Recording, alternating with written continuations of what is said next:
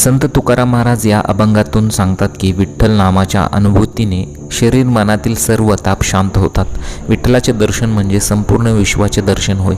इंदापूरच्या गोल रिंगणात याच अभंगांचा प्रत्यय वारकरी आणि भाविकांच्या चेहऱ्यावर स्पष्टपणे दिसत होता. इंदापूरच्या पवित्र भूमीवर शनिवारी दिनांक 18 रोजी संत तुकाराम महाराज पालखी सोहळ्यातील दुसरे मानाचे गोल रिंगण लाखो वारकरी त्याचबरोबर भाविक आणि नागरिकांच्या साक्षीने भक्तिभावात पार पडले.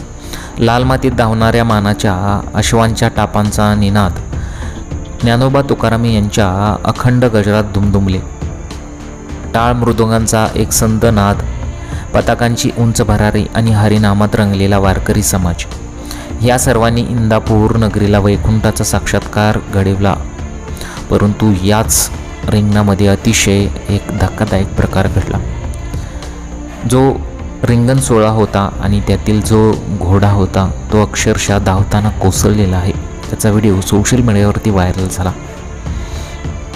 धावता धावता तो जो घोडा आहे तो अचानक कोसळला आणि त्यानंतर लगेच उठल्याचे तर दिसत आहे. यामध्ये कोणालाही दुखापत झाली नाही, परंतु घोडा अचानक कोसळला. यामुळे अनेक लोकांनी एक वेगळेच तर्कवितर्क काढण्यास सुरुवात केली. इंदापूरमध्ये तुकोबारायांचे जे काही अभूतपूर्व गोल रिंगण होतं ते पार पडलेलं आहे आणि मानाच्या अश्वांच्या धावण्याने लाखो डोळ्यांचे पारणे फिटले होते. परंतु याचमध्ये अक्षरशः तो जो घोडा धावत होता तो कोसळलेला आहे आणि कोसळल्यानंतर तो लगेच उठल्याचं इथं दृश्य तुम्हाला पाहायला मिळत आहे.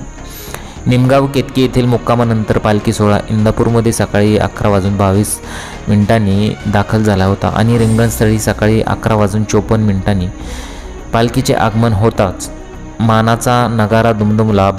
वारकऱ्यांनी त्याचबरोबर पकवाज वाद्यांनी छेडलेला ताल आणि टाळ चिपळ्यांचा लयबंद संगम यामुळे वातावरण अधिकच भारावून गेले होते.